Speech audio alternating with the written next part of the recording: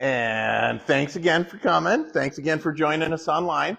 I wanted to go through the evolution of chiropractic philosophy. It has nothing to do with evolution. The flyer might have been a bit misleading.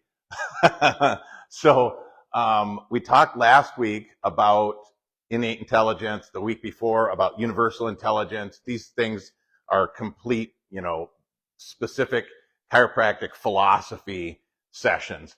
And we were talking about something that Bruce Lipton had said, and I was a little harsh on Bruce Lipton. And you said, if I had gone through that process and I was just starting out and I didn't really know anything about it, I probably would have thought the same thing. And then I was like, you know what? That's the exact process that we all went through, including D.D. Palmer, the guy who developed chiropractic, and his son helped develop the philosophy and different techniques. But D.D. actually, in his early writings, from his early writings to his actual chiropractic textbook, The Chiropractic Adjuster, which was in 1910. So from 1896 to 1910, you could see theses that he wrote and articles that he wrote up until he wrote his book, where he was kind of going through that, that evolution mentally of his philosophy. And we all kind of have to do that. So I thought it would be fun to look at the evolution of his philosophy and that mental process that he went through, because we kind of all have to go through that ourselves to develop our philosophy, our own philosophy. So each of these slides is another step, just so you know. It's kind of from 1896 until 1910. It's sequential. So each of those slides, it's like the next step in his philosophy development, just so you know that, okay? So where he started was a thesis or an article that he wrote called A Valuable Watch, and that's actually D.D. Palmer. And if you've ever seen Pa Ingalls from Laura Ingalls Wilder Museum, Pa Ingalls actually looked just like that. That's D.D. Palmer. He's the guy who discovered chiropractic or developed chiropractic. But the Valuable Watch, that's where he started out with his philosophy. And the article reads this: if you should let your watch fall, or by any means get some part of its displaced or injured so that it does not keep good time or even refuses to run at all, you would take it to a watch doctor. Suppose that upon examination, he should tell you that he would have to cut out one or two cogs or remove a wheel in order to make it run. Would you leave it with him? No, not for 1 minute. You would likely say, I have carried that watch for many years. It has served me faithfully. It has always told me the correct time, and you cannot make me believe that the watch factory put too many wheels or cogs in it, okay? So the philosophy that he started out with was more of a physical philosophy. It's kind of the materialist philosophy, okay?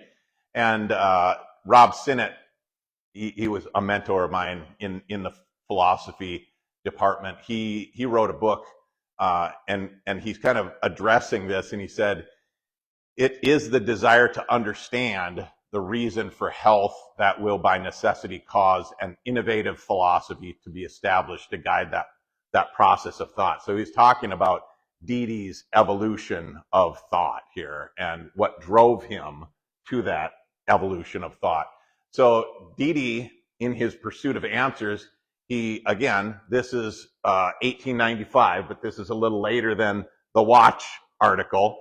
And he wrote this, the big question, I think, is what he titled it. But he said, one question was always uppermost in my mind in my search for the cause of disease. He said, I desired to know why one person was ailing and his associate, eating at the same table, working in the same shop, at the same bench, was not. Why? What was the difference?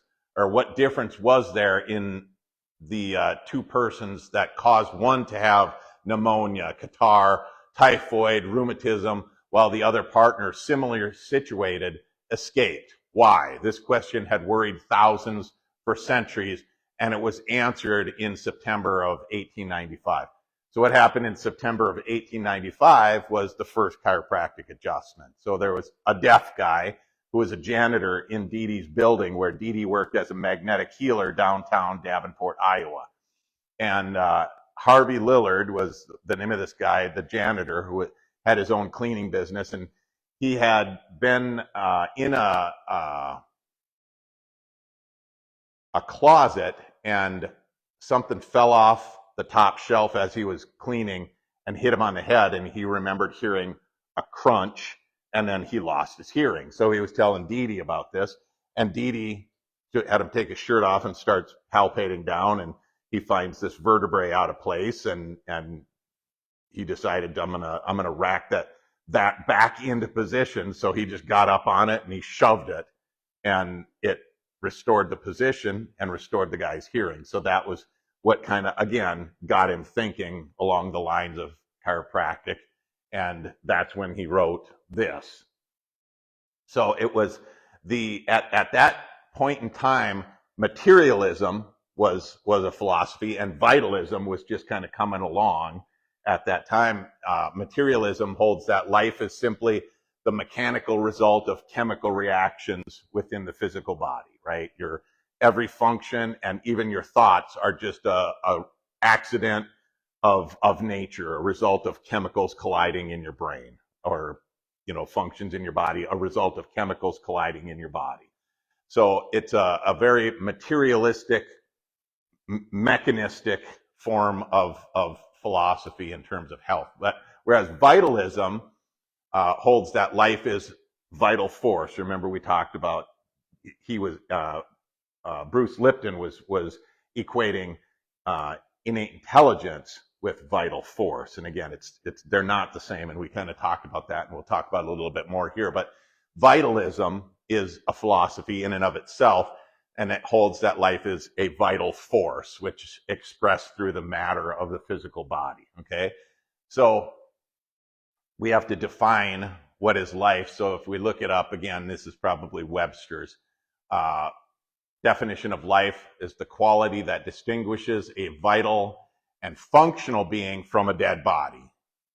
Definition 2, a principle or force that is by the distinctive quality. And then the final one is an organismic state characterized by the capacity for which is adaptation and reproduction, all those signs of life that we talked about last time, okay? So Dee Dee said that he had answered the question to his satisfaction, what is life? And again, this wasn't the end point of his philosophy, okay? When he wrote this, he was still developing that philosophy. But at that time, Dee Dee claims to have answered the question, what is life? And then proceeded at this point to explain nerve force. That's what he called it, nerve force, okay? And basically, it was the expression of that intelligence through animate matter, organic matter, okay, by way of nerve force. He figured, okay, because of what he did with Harvey Lillard, that the nervous system was responsible for that function and probably every other function in the body. And it was that nerve force that produced life in that body. Okay, if you cut off that nerve force, like in a guillotine, back at that point, remember, the Nazis were in power in Germany, and they were actually executing criminals with the guillotine. His son, Dee Dee's son, BJ, actually went over there and was doing autopsies on these criminals that had been executed, and looking at the brainstem and learning about the nervous system from those, post-mortem examination. So he was realizing, okay, yeah, when the spinal cord gets severed, death to the body is instant, right? It cuts off that nerve force. So he equated at this point innate force, right? The mental impulse, we talked about the mental impulse last week. Innate force and the mental impulse are the same, but he equated that nerve force. He called it nerve force, not necessarily innate force, because I don't think he had really developed that innate term at that point yet. So innate intelligence wasn't developed yet. He was still, remember how I said it's like chiropractic is the only philosophy. There's vitalism that has that force and matter. Okay, materialism just has the matter. But vitalism has the force and the matter. Chiropractic is the only real philosophy that I know of that has the intelligence portion of it. Okay, so he was still developing that idea. He had the vitalism, so the force, which he called nerve force. So the human body represents, these are all writings from BJ, okay? The human body represents the actions of three laws. Spiritual, so that's what he called the intelligence at that point, was it's a spiritual, okay? It's not force, it's spiritual. It's something that predates that force. So spiritual laws, mechanical laws, and chemical ones that unite as a triune. This machine, like all others, the body he's talking about, is run by power called mental impulses. So at that point, he was saying mental impulse is power. And then later, he goes on and says it's not. Okay, so as he's developing, he said, man is not a machine, okay? A mechanical contrivance run by mechanical power. The bodily functions are carried on by an energy known as vital force. Mental impulses are not power. They do not run the body. They are a production of innate, that was the first reference to innate, spirit. He equated those two, okay? Power and mental impulses are not synonymous. So he was saying innate or spirit at that time is what produces that mental impulse. And that mental impulse is kind of between innate or spirit and power or like electrical impulses. So it's in between there. It unites those two, okay? So that's where he was in the development of his philosophy and his understanding of it. So when he started, again, asking what is life, he went back to universal intelligence, or what is universal life, and it was simply the chiropractic meaning of life was the expression of intelligence through matter, and that's the chiropractic meaning of life. But biological life, again, he was looking at a different intelligence, that expression of innate, or what he called spirit at that point, through matter, okay?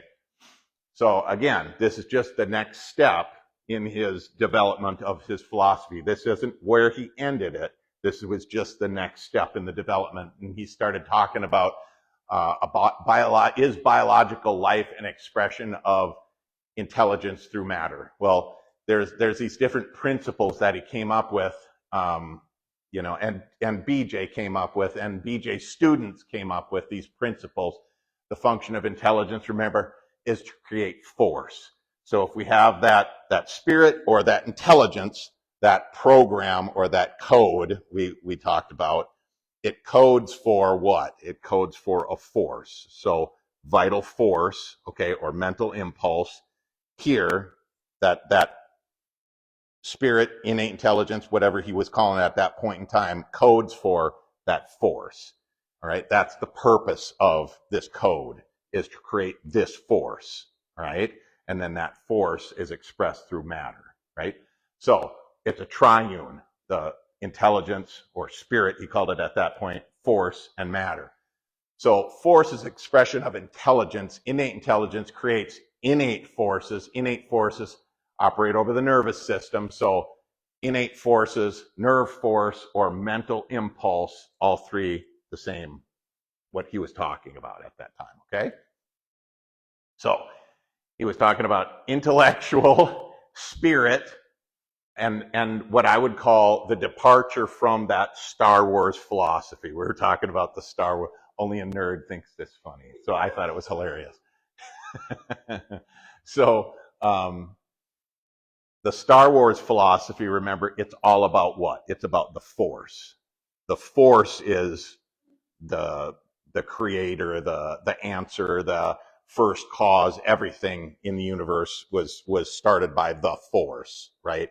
But again, the departure from that Star Wars philosophy was the entrance of the intelligence, what he called spirit at that point in time, and then started calling it innate intelligence, universal intelligence. Intelligence is that code, like I said. So he went from saying the human machine, talking about the valuable watch, the human machine, and saying things like life is a result of vital force. He went from that to saying life is a result of the combination of intellectual spirit, okay, intelligence, and unintelligible matter. So on two ends of the equation, you've got what he calls intellectual spirit over here, like the program we're talking about, innate intelligence, and unintelligible matter. Something unites those two, the intelligence and the matter, and it's force, okay?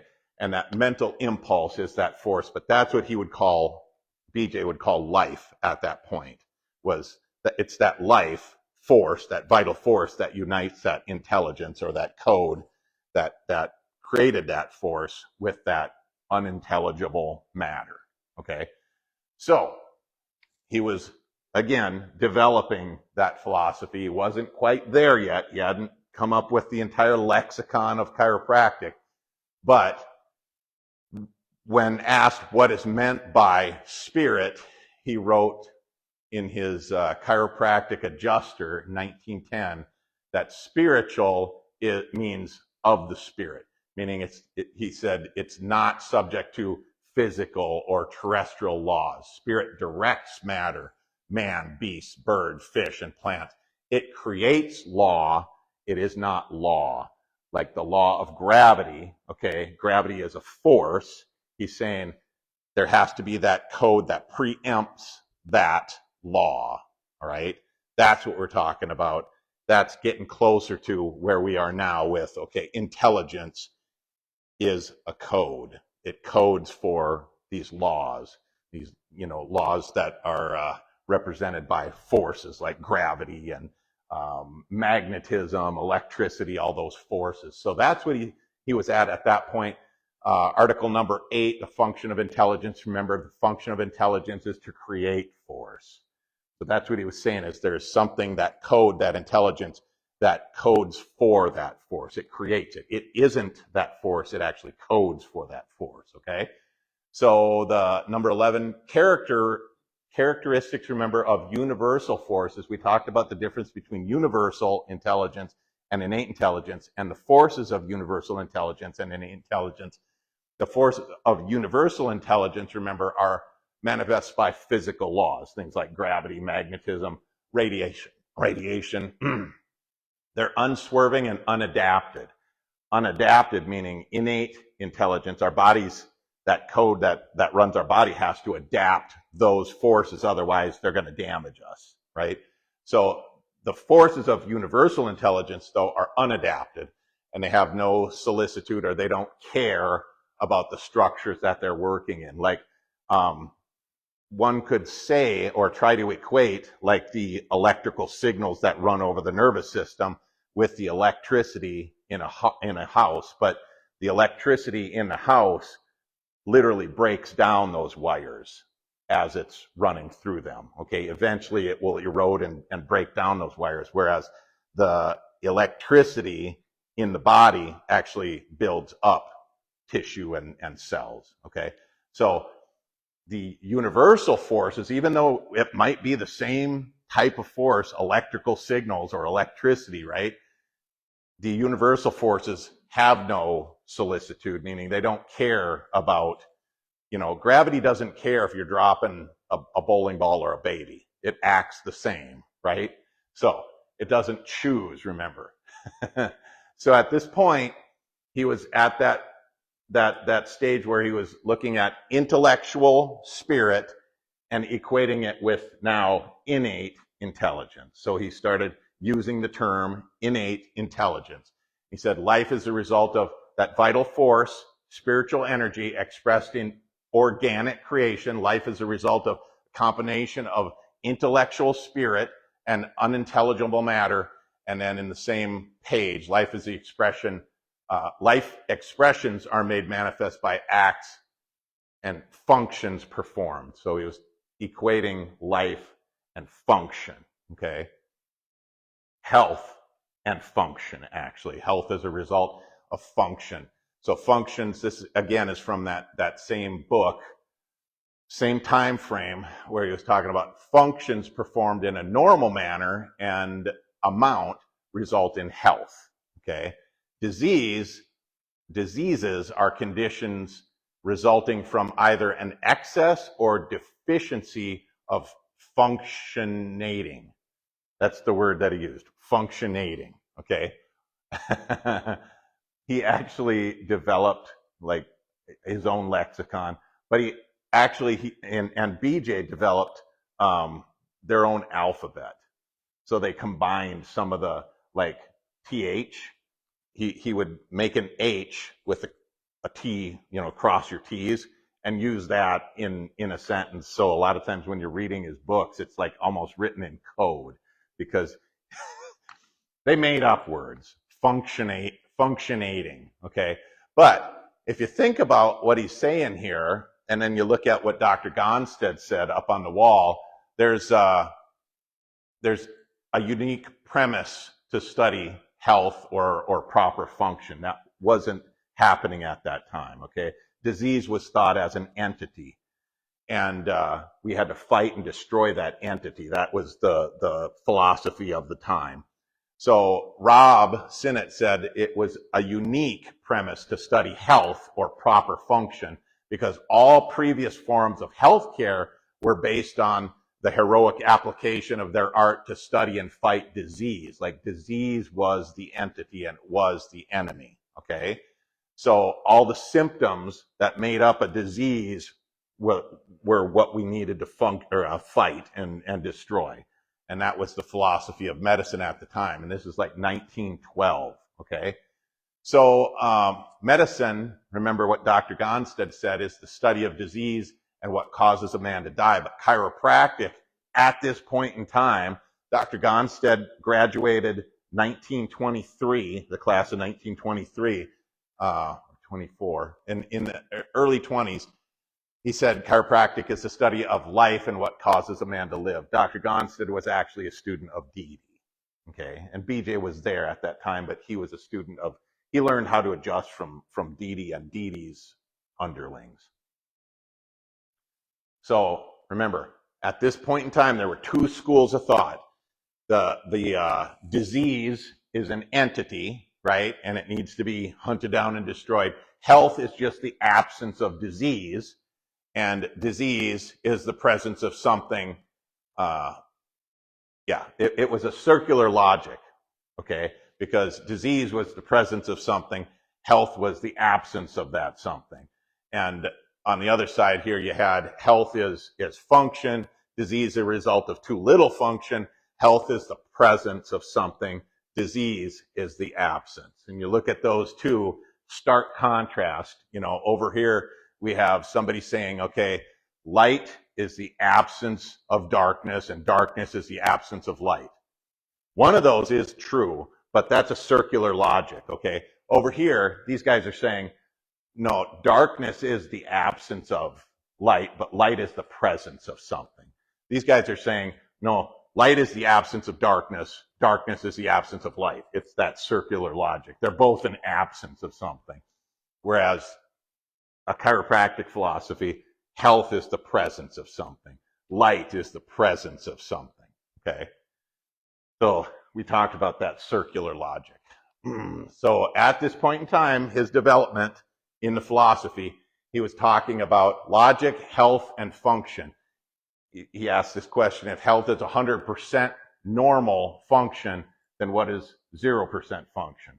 Well, it's dead, right? So you're either 100% life, 100% function, 100% healthy, or you're dead, or you're somewhere in between. And usually you're moving one direction or the other. So he was looking at why. Okay, why is that person sick? Why are they going downhill and not regenerating the way they're supposed to? So if health is 100% normal function, what is anything less than that 100% function? Okay, and that's what Dede was talking about with, why is this person ailing? when at the same table, under the same circumstances, his neighbor is perfectly healthy and functioning. So homeopathy was, there were three big healthcare booms in the late 1800s, early 1900s. And those three things that came along at the same basic time were chiropractic, homeopathy, and osteopathy. Okay, and if you guys know what osteopathy is, the osteopaths manipulate the spine, but instead of looking at like vital force or nerve energy or the nervous system, they're doing it like general manipulations or mobilizations for the purpose of increasing blood flow, which is valid and was valid, right? They still do osteopathy, but osteopaths used to have their own profession, like chiropractic. It's its own thing. It's not under the umbrella of medicine. But back in like 1912 or 1911, Andrew Pierce Stills, the guy who developed osteopathy, they were asked, do you want to be part of medicine? And they said, yeah, we'll join. We'll give you your medical license. You'll be called an MD, but you're going to be under the medical boards, and we'll decide who you get and which patients you can see and all this stuff. So they basically pushed them into obscurity. There are still osteopaths, but you probably don't know any, okay? So osteopathy was being developed at the same time. It was a general manipulation to increase circulation and blood flow, whereas DD and BJ were saying, okay, we have to be specific. The difference between a osteopathic manipulation and a chiropractic adjustment is specificity. And why do we need to be specific? That's the philosophy gives us the why, okay? So homeopathy was that Star Wars philosophy that we're talking about. It was vitalistic, but it was about that vital force. There was no intelligence, okay? The innovative philosophy, which ultimately became the current day chiropractic philosophy, which we're actually still kind of developing, okay? I'm part of the LCP, which is the League of Chiropractic Philosophers, and the DPHCS, which is the Diplomate of Philosophical Chiropractic Standards. Those chiropractic philosophy organizations are still kind of refining and fine-tuning the understanding of the philosophy as our understanding of the universe and laws and the body and all these things, expand. So the innovative philosophy was the advent of spirit, or that intellectual spirit that he called it, which ultimately became known as innate intelligence. Okay, that was the first, it was innovative because it was the first philosophy that introduced that realm, that dimension. Okay, before that, like I said, it was either materialism, which was all matter and nothing else mattered but matter. Vitalism, which was the force and the matter. But now we had the intelligence, that intellectual spirit, the force and the matter. So that was how Dede actually developed his philosophy from materialism, basically, to chiropractic philosophy that we have now. So hopefully that kind of helps us understand a little bit more about all those green books and why they were written at the time that they were, and the process that the early founding fathers of chiropractic kind of went through to get to the point where we have the understanding that we have now about chiropractic philosophy. So again, thanks for sticking around. Thanks for showing up. Thanks for tuning in. If you guys have any questions, we'll probably cut it out now and then take questions.